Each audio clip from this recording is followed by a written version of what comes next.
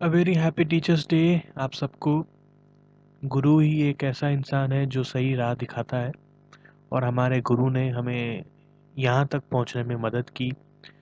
उनके चरण स्पर्श, उन सबको नमन। और जितने भी गुरु हैं, गुरु सिर्फ टीचर फॉर्म में नहीं होता, बल्कि जो इंसान आपको कुछ सिखाता है, जिससे आपको कुछ सीखने को मिलता है, वो आपके गुरु हैं।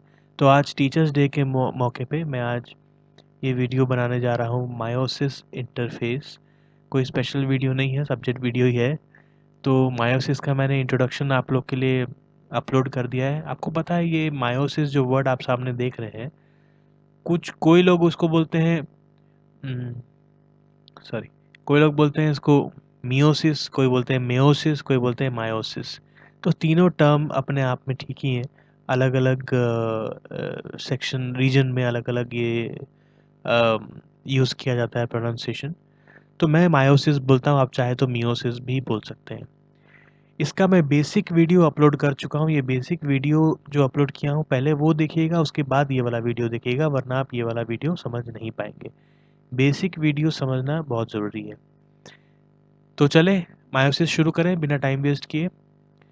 मायोसिस शुरू होने से पहले, जैसे हमने माइटोसिस में देखा था, कोई भी सेल डिवीजन शुरू होने से पहले सेल साइकिल का जो इंटरफेस पार्ट है, इंटरफेस पार्ट, ये इंटरफेस पार्ट होना ज़रूरी है।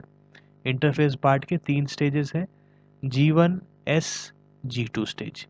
ये वाला जो स्टेज है ये S स्टेज है, शायद ये फिगर में गायब हो गया। तो ये 3 स्टेज होना ज़रूरी है। तीनों स्टेज का मैं आपको इम्पोर्टेंस बता चुका हूँ। इसका भी मैंने एक वीडियो अपलोड किया है जिसमें मैंने डिस्कस किया है कि सेल साइकिल के बेसिक स्टेजेस क्या हैं और वो स्टेजेस में क्या होता है। अगर आपको जानना है कि G1, S और G2 स्टेज में क्या होता है, तो एक बार वो वाला वीडियो मेरा ज़रूर देखिएगा। मैं यहाँ पर इन शॉर्ट बता देता हूँ आपको। G1 स्टेज जो होता है, ग्रोथ 1 स्टेज हम इसको बोलते हैं, जहाँ पर जो ऑर्गेनल्स डुप्लीकेट होते हैं क्रोमोसोम्स को छोड़ के, क्योंकि आगे जो डॉटर सेल्स बनने वाले हैं उन सब में ऑर्गेनल्स भी जाने वाले हैं। एंड एस स्टेज जो होता है उसको सिंथेसिस स्टेज हम बोलते हैं। सिंथेसिस स्टेज में क्या होता है, डीएनए रेप्लिकेट करता है। रेप्लिकेट करने का मतलब क्या होता है, अगर मान लीजिए ये आपका एक डीएनए है, यहाँ पर मैंने ऊपर में देखिए ग्रीन पेन में लिखा है इसको, ओके ठीक है। ये अगर आपका डीएनए है, तो ये हो गया सेंट्रोमियर रीजन।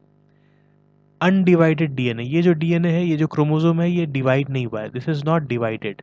तो एस फेज में क्या होता है, यही क्रोमोसोम डिवाइड होता है। डिवाइड होने के बाद कुछ इस तरह दिखता है, मतलब ये यहाँ पर आ गया सेंट्रोमियर, ठीक है। अब ये भी आपका क्रोमोसोम है, ये वाला, और ये पूरा भी क्रोमोसोम है, ठीक है। दोनों दोनों सेक्शन को हम क्रोमोसोम बोलेंगे, लेकिन फ़र्क ये है कि जो फर्स्ट वाला क्रोमोसोम आप देख रहे हैं, यहाँ पर डीएनए डिवाइडेड नहीं है, DNA is a single strand, मतलब डीएनए का कोई डुप्लीकेट कॉपी नहीं है। लेकिन जो सेकेंड डायग्राम आप देख रहे हैं, यहाँ पर डीएनए डिवाइड होके अपने ही स्ट्रैंड का डुप्लीकेट कॉपी बना हुआ है, लेकिन हालांकि डिवाइड होने के बाद, डुप्लीकेट होने के बाद ये अलग नहीं हुआ है। इसीलिए इस क्रोमोसोम के हम एक आर्म को बोलते हैं क्रोमाटिड, इसको एक क्रोमाटिड बोलते हैं और इसको एक क्रोमाटिड बोलते हैं। अब ये दोनों क्योंकि एक ही क्रोमोसोम के पार्ट हैं और एक ही के मतलब एक ही डीएनए के डुप्लीकेट कॉपीज हैं, तो हम इसको बोलेंगे सिस्टर क्रोमाटिड्स। और क्रोमाटिड, क्रोमाटिन, क्रोमोसोम, ये में डिफरेंस क्या है, इसका भी मैंने वीडियो अपलोड किया हुआ है, तो आप चाहें तो वो देख सकते हैं। तो एस फेज में क्या होता है, एस फेज में कुछ जो आपका क्रोमोसोम है वो इस तरह दिखता है। एक क्रोमोसोम के 2 क्रोमाटिड होते हैं, ठीक है। एस फेज में वो होता है।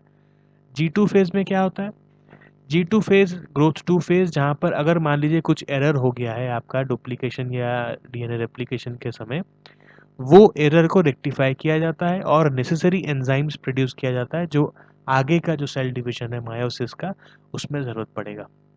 इसको मैं इतना डिटेल में नहीं बता रहा हूँ, आप चाहें तो वो सेल साइकिल का जो वीडियो है उसको एक बार पहले देखें, बेसिक्स ऑफ मायोसिस का वीडियो देखें, फिर ये वीडियो को देखें, तो आपको आसानी से सारा क्लियरली समझ आ जाएगा। याद रहे मायोसिस के 2 फेज होते हैं, मायोसिस 1 एंड मायोसिस 2। माइटोसिस में ऐसा कुछ नहीं, माइटोसिस में एक ही सीरीज होता है, प्रोफेज, मेटाफेज, एनाफेज, टेलोफेज और माइटोसिस खत्म। लेकिन मायोसिस में 2 स्टेजेस होते हैं, मायोसिस 1 एंड मायोसिस 2। बेसिक्स में मैंने ये भी बताया है कि मायोसिस 1 और मायोसिस 2 होने के बाद जो पेरेंट सेल है वो 4 डॉटर सेल्स प्रोड्यूस करता है और चारों डॉटर सेल्स हैप्लॉइड होते हैं, मतलब they have half the number of chromosomes when compare to the parent cell. जो डॉटर सेल प्रोड्यूस होते हैं उनके अंदर आधे क्रोमोसोम होते हैं अगर हम उनके पेरेंट सेल से कंपेयर करें। तो पेरेंट सेल अगर ह्यूमन सेल का देखें हम, तो एक पेरेंट सेल में 46 क्रोमोसोम्स होते हैं। मेयोसिस होने के बाद जो डॉटर सेल्स प्रोड्यूस होगा उसमें 23 क्रोमोसोम्स होंगे। ये बहुत ध्यान देने वाली बात है। दूसरी बात, डॉटर सेल्स पेरेंट सेल से जेनेटिकली वेरिएंट होंगे, अलग होंगे, लेकिन माइटोसिस में ऐसा नहीं होता। ठीक है, तो एस स्टेज ऑफ इंटरफेस, ये देखिए मैं आपको जो बता रहा था अभी, ठीक यही डायग्राम दिखा रहा था। एस फेज ऑफ इंटरफेस में क्या होता है, ये ब्लू डीएनए और डी डीएनए दिख रहा है, रेड डीएनए दिख रहा है। ये ब्लू और रेड क्यों है ये मैं आपको बाद में आगे बताऊंगा। यहाँ जो सेल है ये सेल में 3-3 का सेट दिखाया, तो टोटल इसमें 6 क्रोमोसोम्स हैं। 6 क्रोमोसोम्स हैं, 3 फादर के साइड से, 3 मदर के साइड से, इसलिए अलग अलग कलर में दिखाया है। ये जो 3 ब्लू कलर है ये मान लेते हैं फादर के साइड से आया है, और ये जो 3 रेड कलर है ये मान लीजिए मदर के साइड से आया है। ठीक है, तो टोटल इस सेल में 6 क्रोमोसोम्स है। ये फॉर एग्जांपल आपको समझाने के लिए दिखाया गया है। एस फेज में क्या होता है, यही क्रोमोसोम्स के डीएनए डुप्लीकेट हो जाते हैं। तो ये एक स्ट्रैंड हो गया और ये एक स्ट्रैंड हो गया, ये दोनों स्ट्रैंड्स को हम बोलते हैं क्रोमाटिड। CHROF, ये लैपटॉप के माउस से लिखना बड़ा दिक्कत होता है, क्रोमाटिड। ठीक है, चलिए आप समझ लीजिए, मैं उसको कंप्लीट नहीं करता। तो जितने भी हमारे डीएनए होते हैं, अगर हमारे सेल में 46 क्रोमोसोम्स हैं, तो 46 क्रोमोसोम्स के हर एक क्रोमोसोम में 2-2 क्रोमाटिड रहेंगे, तो टोटल 92 क्रोमाटिड्स हो जाते हैं एस स्टेज में। एस स्टेज में कितने होते हैं क्रोमाटिड्स, 92। क्रोमोसोम कितने होते हैं, 46। ध्यान दें, ये आपका एक क्वेश्चन भी हो सकता है। तो आप यहाँ पर देख सकते हैं जब एस फेज कंप्लीट होता है तो यहाँ पर आपको सिस्टर क्रोमाटिड्स दिखेंगे। सिस्टर क्रोमाटिड्स मतलब वो 2 क्रोमाटिड्स जो आपको सेम क्रोमोसोम में दिख रहे हैं।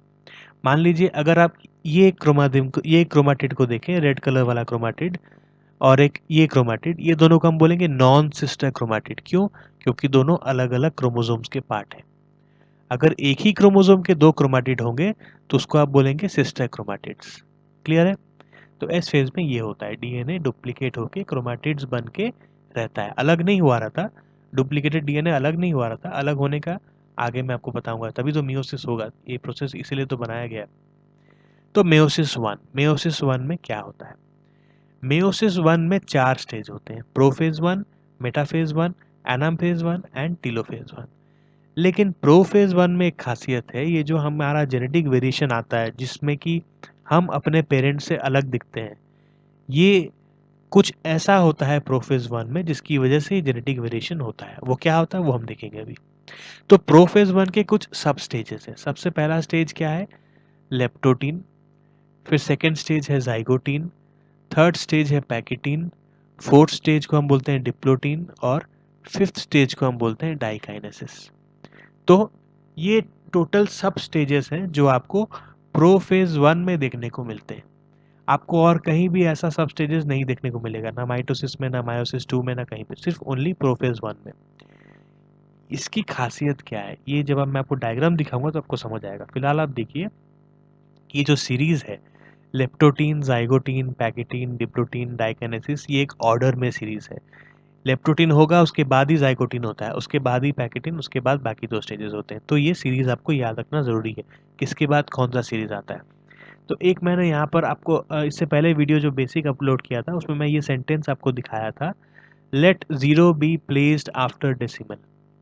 ये जो सेंटेंस आपको दिख रहा है थोड़ा सा छोटा लिखा हुआ है, let zero be placed after decimal. तो लेट जीरो बी प्लेस्ड मतलब यहाँ पर आपका एल हो गया लेप्टोटीन, जेड हो गया जाइगोटीन, और पी हो गया पैकेटीन, और यहाँ के दो डी हैं, ये दोनों डी हो गया डिप्लोटीन एंड डाइकाइनेसिस।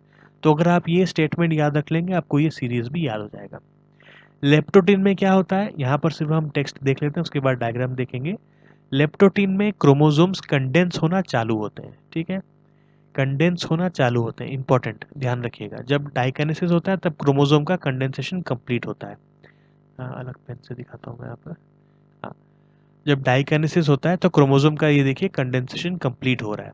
इसके बीच में कुछ और मिरेकुलस चीज़ें होती हैं, जैसे कि ज़ाइगोटीन में सिनेप्सिस फॉर्मेशन होता है with the formation of synaptonemal complex. अभी आपको समझ नहीं आएगा, मैं जानता हूँ, जब तक आप डायग्राम नहीं देखेंगे समझ नहीं आएगा। बस आप ध्यान दें, मैं जो बोलते जा रहा हूँ उसको ध्यान दें, और ये वीडियो को आखिरी तक देखिएगा, वरना मेयोसिस समझ नहीं आएगा।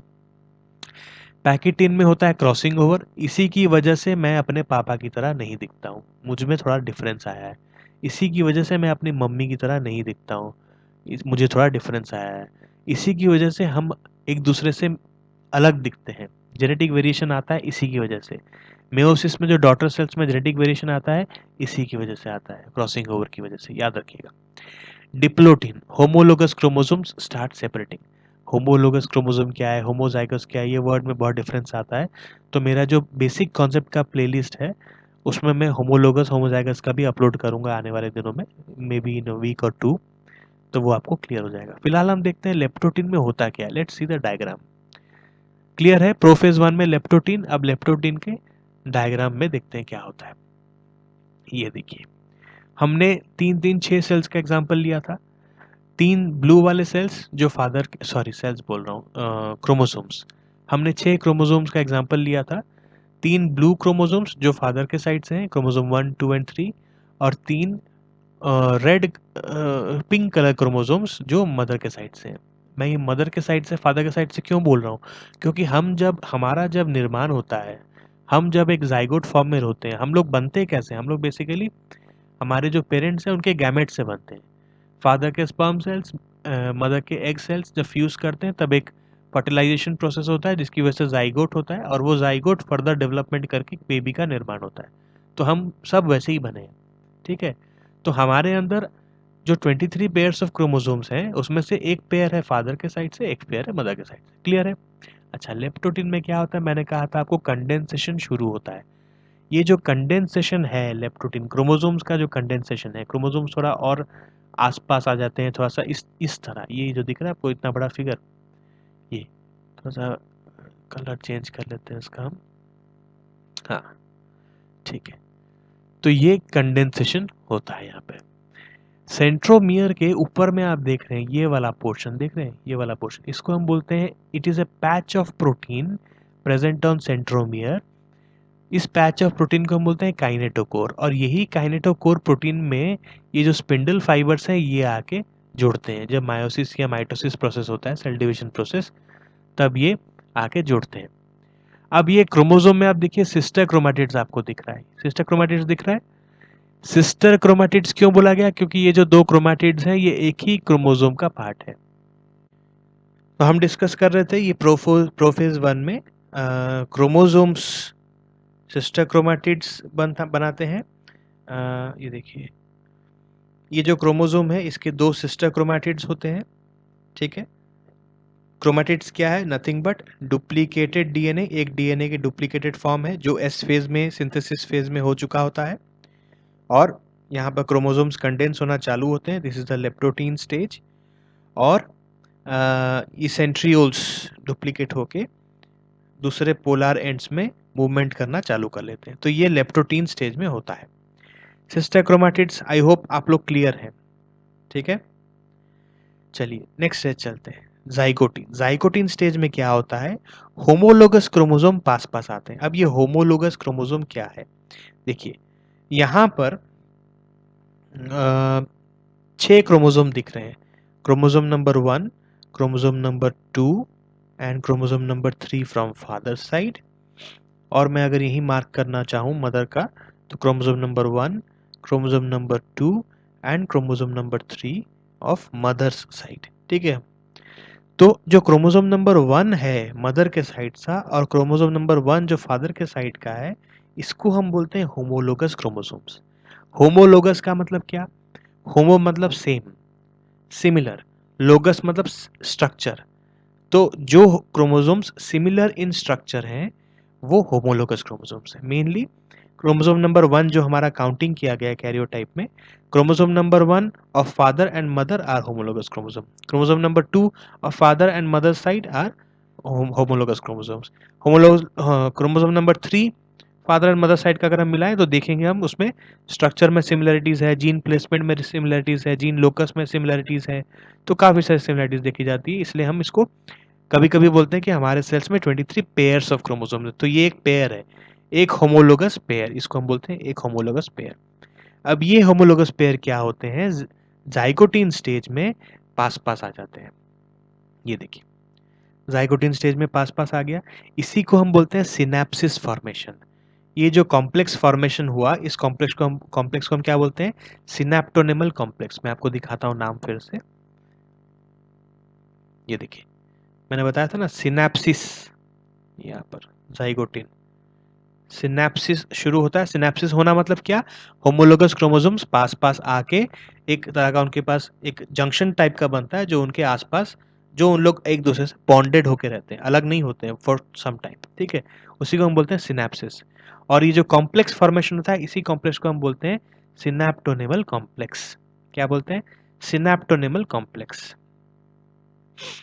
तो जाइगोटीन में हमने देखा कि होमोलोगस क्रोमोसोम पास पास आ गए, होमोलोगस क्रोमोसोम पास आने के बाद ये एक स्ट्रक्चर बनता है सिनेप्टोनेमल कॉम्प्लेक्स। एक्चुअली ये पूरे पूरे को कॉम्प्लेक्स नहीं बोलते हैं, बल्कि जो जंक्शन वाला पार्ट है यहाँ पर बनता है सिनेप्टोनेमल कॉम्प्लेक्स।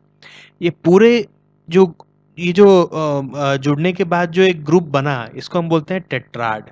टेट्राड क्यों बोलते हैं, टेट्रा मतलब चार, मतलब एक कॉम्प्लेक्स में चार क्रोमाटिड्स होते हैं, दो पिंक वाले दो ब्लू वाले, करेक्ट। इसलिए हम इसको बोलते हैं टेट्राड स्ट्रक्चर, या हम बाईवैलेंट भी बोलते हैं। बाईवैलेंट मतलब क्यों, बाई मतलब दो, वैलेंट मतलब वैलेंसी, वैलेंसी मतलब छोड़ दीजिए नंबर हम बोलेंगे यहाँ पर। तो बाईवैलेंट मतलब इसमें दो होमोलोगस क्रोमोसोम जुड़े हुए हैं, बाई मतलब दो। समझ आ गया इसका नाम क्यों है। तो जाइगोटिन में क्या होता है, जाइगोटिन में होमोलोगस क्रोमोसोम्स अब एक दूसरे के बहुत क्लोज आ जाते हैं, एक बॉन्डिंग टाइप का होता है, क्लोज बॉन्डिंग टाइप का होता है, जिसमें कि ऑलमोस्ट जुड़ जाते हैं, जिसमें कि सिनेप्सिस जो होता है, सिनेप्सिस फॉर्मेशन होता है, और उस कॉम्प्लेक्स को हम बोलते हैं सिनेप्टोनेमल कॉम्प्लेक्स। पूरे स्ट्रक्चर को हम बोलते हैं टेट्राड, क्योंकि उसमें चार क्रोमाटिड देखे जाते हैं, या बाईवैलेंट क्योंकि उसमें दो होमोलोगस क्रोमोसोम्स देखा जाता है। क्लियर है जाइगोटिन। बार बार ये वीडियो को देखिएगा जब तक आपको समझ नहीं आता है। पैकेटिन में क्या होता है, पैकेटिन में होता है क्रॉसिंग ओवर। क्रॉसिंग ओवर मतलब क्या, ये जो दो होमोलोगस क्रोमोसोम्स हैं, ये देखिए इसी को हम बोलते हैं सिनेप्टोनेमल कॉम्प्लेक्स। ये वाला पोर्शन देख रहे हैं कैसे जोड़ा हुआ है, ये जंक्शन को हम बोलते हैं सिनेप्टोनेमल कॉम्प्लेक्स, जो उनको जोड़ के रखा हुआ है।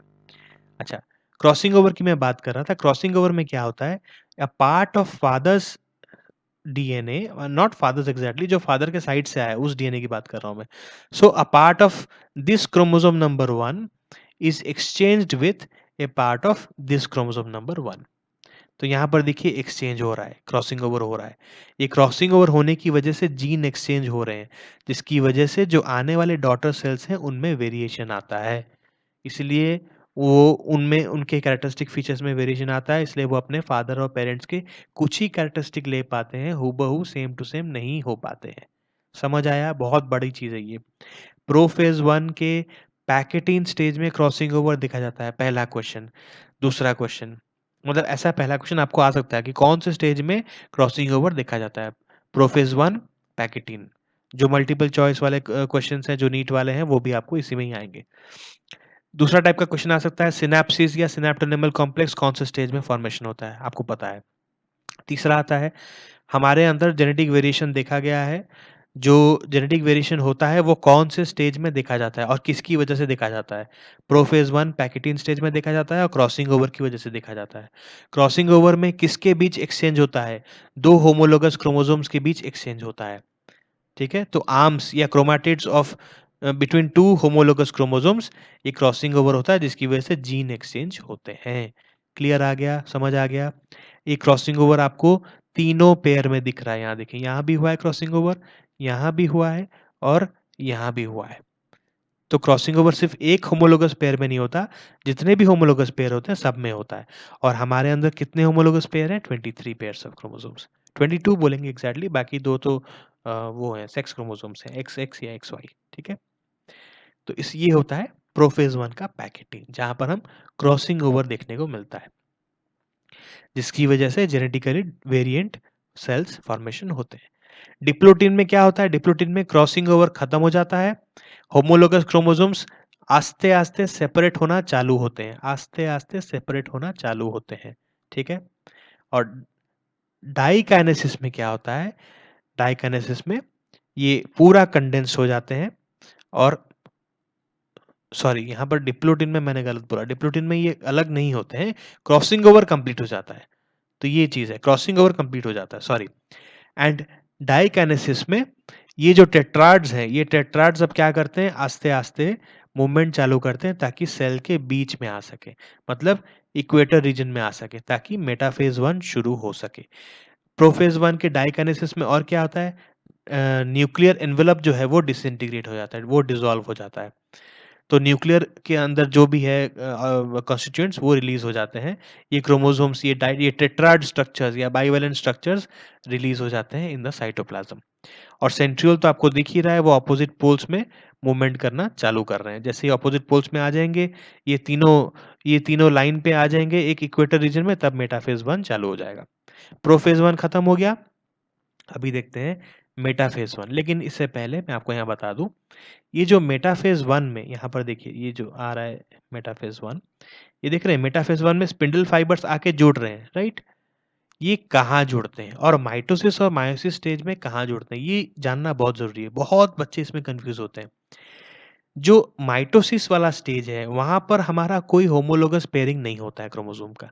वहाँ हमारे जितने भी क्रोमोसोम्स हैं, जो duplicated chromosomes with each sister chromatids, वो क्या करते हैं, वो इक्वेटर रीजन में आ जाते हैं।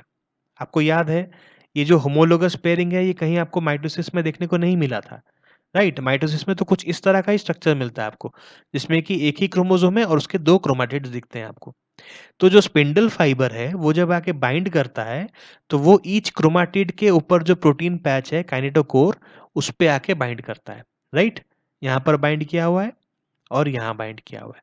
तो जब सेपरेशन होता है, जब ये स्पिंडल फाइबर अलग होता है, छोटा होता है, अपने-अपने पोल की तरफ वापस मूवमेंट करता है, तो वो क्रोमैटिड को सेपरेट कर रहा है। क्लियर है? ये बहुत ध्यान दें, बहुत ज़रूरी है। माइटोसिस में क्रोमैटिड को सेपरेट कर रहा है। यहाँ पर क्रोमैटिड सेपरेट हो रहा है, मैं बार-बार रिपीट कर रहा हूँ। लेकिन मायोसिस में क्या होता है, मायोसिस में आपको दिख रहा है होमोलोगस पेयर ऑफ क्रोमोसोम, एक ऊपर एक नीचे की तरफ है, ऊपर की तरफ पिंक वाला है और नीचे की तरफ ब्लू वाला है। स्पिंडल फाइबर एक जो एक एंड से आया है, मान लीजिए ये नॉर्थ पोल है और ये साउथ पोल है, इधर वाला। तो जो नॉर्थ पोल से हमारा स्पिंडल फाइबर आ रहा है, वो नीचे वाले पेयर के पास आके जुड़ेगा। ये देखिए, नीचे जुड़ा हुआ है, नीचे वाले पेयर्स में जुड़ा है। यहाँ पर अटैचमेंट नहीं हुआ है, मैं आपको दिखा दूँ। ये जो पिंक वाला यहाँ पर है, ये काइनेटोकोर, ये फ्री है। यहाँ पर there is no attachment of spindle fibres, ठीक है? तो यहाँ पर क्रोमोसोम को अलग करेगा मायोसिस में। याद रखें, मेटाफेज़ 1 के बाद मायोसिस में क्रोमोसोम्स अलग होते हैं, लेकिन माइटोसिस में क्रोमैटिड्स अलग होते हैं। यहाँ क्रोमैटिड्स अलग हो रहे हैं, मायोसिस में क्रोमोसोम्स अलग होंगे, ठीक है? एक बार मैं ये क्लियर कर देता हूँ, जो भी मार्क किया हूँ, ताकि आपको आसानी से समझ आए। रिपीट कर रहा हूँ मैं, तो क्या होता है, ये जो स्पिंडल फाइबर्स हैं, जो एक्सटेंशन हो रहे हैं, ये होमोलोगस पेयर ऑफ क्रोमोसोम्स के दोनों एंड पे लगते हैं। नॉर्थ पोल से जो आ रहा है, वो नीचे वाले होमोलोगस क्रोमोसोम पेयर से लगता है, सॉरी, और जो दूसरे एंड से स्पिंडल फाइबर आ रहा है, वो ऊपर वाले होमोलोगस पेयर ऑफ क्रोमोसोम से लग रहा है। तो यहाँ पर क्रोमोसोम्स को सेपरेट करने वाला है। जो हमारा जंक्शन फॉर्मेशन हुआ था ना, हमारा एम है कि उस जंक्शन को अलग करना। तो वो जंक्शन अलग होता है एनाफेज 1 में। आने वाले स्टेजेस में मैं दिखाऊंगा आपको। क्लियर आ गया माइटोसिस और मेयोसिस में क्या डिफरेंस है? अब मेटाफेज़ 1 में क्या होता है, ये होमोलोगस पेयर ऑफ क्रोमोसोम्स एक लाइन में आ गए, दोनों तरफ से स्पिंडल फाइबर ने अटैक किया और उसके काइनेटोकोर को जोड़ा। एक तरफ से स्पिंडल फाइबर ने ऊपर वाले क्रोमोसोम के काइनेटोकोर में अटैच किया और दूसरे एंड से नीचे वाले जो होमोलोगस पेयर ऑफ क्रोमोसोम है, उसके काइनेटोकोर पे अटैचमेंट किया। मेटा मतलब मिडल, इसका मतलब आपको पता है कि मिडल, जो इक्वेटर रीजन होता है, सेल का जो मिडल रीजन होता है, वहाँ पे ये homologous pair of chromosomes line up हो जाते हैं ताकि इक्वली ये क्रोमोसोम्स सेम टाइम में सेपरेट हो सके। समझ आ गया? नहीं समझ आया, अभी भी कोई डाउट है तो बार बार ये वीडियो को देखें, एटलीस्ट 3 बार तो पक्का देखें। एनसीईआरटी बुक को पढ़ें, 3 बार इस वीडियो को देखें, उसके बाद भी अगर डाउट है तो मुझे कमेंट सेक्शन में ज़रूर पूछिएगा, क्योंकि ये क्लियर होना ज़रूरी है बहुत कॉन्सेप्ट। यहाँ देखिए आप, एनाफेज 1 में क्या हो रहा है? एनाफेज 1 में क्रोमोसोम्स को सेपरेट किया जा रहा है, क्रोमाटिड को सेपरेट नहीं किया जा रहा। हर क्रोमोसोम के 2 क्रोमाटिड अभी भी इंटैक्ट है, दिख रहा है आपको?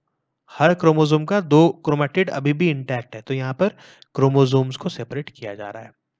इसीलिए हमारा जो डॉटर सेल्स बनता है, उसमें क्रोमोसोम का नंबर आधा हो जाता है, क्योंकि यहाँ पर क्रोमोसोम नंबर जो है आधा हो रहा है। हो रहा है कि नहीं हो रहा है? 6 में से 3 chromosome, 1 minute, 1, 2, 3, 4, 5 and 6। We have 6 chromosomes. अब जो 2, 4 और 6 हैं, ये 3 क्रोमोसोम एक एंड में आ जा रहे हैं, जो आगे जाके डॉटर सेल बनने वाला है, और ये 3 क्रोमोसोम यहाँ आने बनने वाले हैं। हमने 6 सेल से शुरू किया था, सॉरी 6 क्रोमोसोम से शुरू किया था।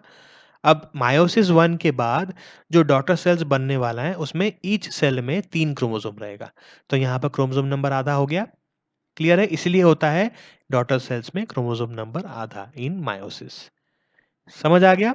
तो एनाफेज 1 में ये स्पिंडल फाइबर क्रोमोसोम्स को सेपरेट करेगा, क्रोमोसोम्स को सेपरेट करेगा और अपने-अपने एंड की तरफ खींचेगा। एनाफेज का मतलब क्या? एना मतलब क्या? एना मतलब सेपरेट। ठीक है? अब देखते हैं टीलोफेज 1 में क्या होता है। टीलोफेज 1 में ये जो क्रोमोसोम्स हैं, ये अपने-अपने एंड में पूरा पहुँच जाते हैं। आस्ते-आस्ते ये जो साइटोकाइनेसिस का फरो है, ये कंस्ट्रिक्शन होना चालू हो जाता है और ये सेल्स सेपरेट हो जाते हैं। ठीक हो गया? टेलोफेज 1 में 2 डॉटर सेल्स बनते हैं और दोनों में क्रोमोसोम नंबर आधा हो चुका होता है, लेकिन अभी भी ईच क्रोमोसोम में 2 क्रोमैटिड लगे हुए हैं, तो ये दोनों क्रोमैटिड को हमको सेपरेट करना है। ये ठीक वही प्रोसेस की तरह होगा जैसा हमने माइटोसिस में देखा था। तो टेलोफेज 1 के बाद क्या आता है? टेलोफेज 1 में साइटोकाइनेसिस 1 आता है। यहाँ पर देखिए न्यूक्लियर मेम्ब्रेन वापस बन गया। ये क्रोमोसोम्स वापस क्रोमैटिन में कन्वर्ट हो जाते हैं। अभी भी डुप्लीकेट फॉर्म में है। हर क्रोमोसोम में 2-2 क्रोमैटिड अभी भी लगा हुआ है और साइटोकाइनेसिस मतलब ये दोनों सेल्स को अलग कर दिया जाता है ये प्रोसेस में। ये दोनों डॉटर सेल्स में इसमें 3 क्रोमोसोम है और इसमें 3 क्रोमोसोम्स है। तो क्रोमोसोम नंबर हो गया आधा। अब हम चलते हैं नेक्स्ट स्टेज में। हमारा meiosis 1 complete. Meiosis 2 exactly same उसी तरह होता है जैसा हमने माइटोसिस में देखा था। अगर आप लोगों ने मेरा माइटोसिस का वीडियो नहीं देखा है तो उसको देख लें, तभी आपको ये मायोसिस 2 समझ आएगा। प्रोफेज 2 अगेन वही होता है, न्यूक्लियर एनवेलप डिसॉल्व होता है, देन ऑर्गेनेल्स डुप्लीकेट हो जाते हैं और ये जो क्रोमोसोम्स हैं with each chromatid, duplicated chromatid जिसमें कि क्रॉसिंग ओवर हो चुका होता है। ये सारे क्रोमैटिड नॉर्मल क्रोमैटिड नहीं है, ये क्रॉस्ड ओवर क्रोमैटिड है, तो उसमें जेनेटिक वेरिएशन ऑलरेडी आ चुका है। ठीक है? ये क्रोमैटिड्स क्या करते हैं, अब इक्वेटर रीजन में आने का कोशिश करते हैं, बीच रीजन में आने का कोशिश करते हैं। इक्वेटर रीजन मतलब मिडल ऑफ द सेल, ताकि मेटाफेज 2 हो सके। मेटाफेज 2 में जब ये सारे क्रोमैटिड्स आ जाते हैं, तो यहाँ पर मेयोसिस 2 में अटैचमेंट कैसा होता है मैं आपको दिखाता हूँ। वो जो मैं आपको दिखा रहा था अटैचमेंट,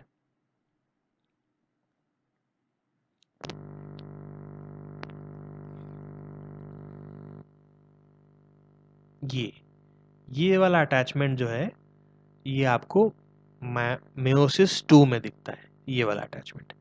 दोनों तरफ से जो स्पिंडल फाइबर आएंगे वो ईच क्रोमाटिड में ज्वाइन करेंगे, काइनेटोकोर रीजन ऑफ क्रोमाटिड में ज्वाइन करेंगे। समझ आ गया? ये मेयोसिस 1 के मेटाफेज में देखा जाएगा, ये मेयोसिस 2 के मेटाफेज में देखा जाएगा, जो कि माइटोसिस के साथ सिमिलर है। तो आइए देखते हैं मेटाफेज 2 में क्या होता है। बहुत ज़रूरी है ये, इतना इम्पोर्टेंट टॉपिक है आप सोच नहीं सकते। मैं तो खुद जाके ग्रेजुएशन में क्लियर हुआ था मेरा टॉपिक फंडामेंटल। अच्छा, तो मेटाफेज 2, मेटा मतलब मिडिल, मिडिल में आ गए सारे क्रोमोसोम्स। अब ये जो काइनेटोकोर इनके प्रेजेंट है सेंट्रोमियर के ऊपर, ये स्पिंडल फाइबर दोनों एंड से जाके लगेंगे और ईच क्रोमाटिड को टानने की कोशिश करेंगे। मतलब एक क्रोमोसोम के दोनों एंड पे जाके जुड़ जाते हैं। ये देखिए कुछ ऐसा, ये देखिए, और ये क्रोमैटिड्स को अब यहाँ सेपरेट कर रहे हैं। तो जब क्रोमैटिड सेपरेट हो जाता है, वो एक इंडिविजुअल क्रोमोसोम बन जाता है। अब यहाँ पर जो ईच डॉटर सेल रहेंगे, उनमें नंबर ऑफ क्रोमोसोम्स तो सेम रहेंगे, नंबर ऑफ क्रोमोसोम्स अलग नहीं हो रहे हैं, लेकिन हमारा मेयोसिस 1 में ऑलरेडी क्रोमोसोम नंबर आधा हो चुका है। तो यहाँ पर जो 4 डॉटर सेल बनेंगे, एना मतलब क्या? सेपरेट। तो यहाँ एनाफेज में सेपरेशन हो रहा है, ये क्रोमैटिड्स को सेपरेट किया जा रहा है। ये नॉर्मल क्रोमैटिड्स नहीं है, क्रॉस्ड ओवर क्रोमैटिड्स है। ये देखिए क्रॉसिंग ओवर आपको दिख रहा है, ये क्रॉसिंग ओवर दिख रहा है ना यहाँ पर, ये देखिए, ये crossing over, cross over chromatids है, ठीक है? तो एनाफेज में डिवाइड हो रही है। यहाँ पर मैं 2 सेल क्यों दिखाया हूँ? क्योंकि हमें ये 2 सेल मेयोसिस 1 से मिले थे। अब ये 2 आगे डिवाइड करके 4 होने वाले हैं। इसलिए दोनों स्टेज को अगर हम मिला दें, तो जब मेयोसिस 1 या मेयोसिस 2 दोनों कंप्लीट होता है एक साथ, तो हमें 4 डॉटर सेल्स मिलते हैं। 1, 2, 3 और 4, और चारों डॉटर सेल्स में नंबर ऑफ क्रोमोसोम्स जो है आधा हो चुका था। इसमें नंबर ऑफ क्रोमोसोम्स कितने हैं? 3। इसमें नंबर ऑफ क्रोमोसोम्स कितने हैं? 3। इसमें नंबर ऑफ क्रोमोसोम्स 3, और इसमें नंबर ऑफ क्रोमोसोम्स 3। हमने 6 क्रोमोसोम्स वाले पेरेंट सेल से शुरू किया था। Got it? तो टेलोफेज में क्या होता है? टेलो मतलब एंड फेज, जहाँ पर साइटोकाइनेसिस चालू हो जाता है, और ये जो क्रोमैटिड्स हैं ये अपने एंड तक पहुंच जाते हैं। सेंट्रियोल जो है स्पिंडल फाइबर्स पूरा अपनी तरफ खींच चुका होता है, और न्यूक्लियर मेम्ब्रेन बनना चालू हो जाता है। ऑर्गेनल्स एक्टिव होना शुरू हो जाते हैं।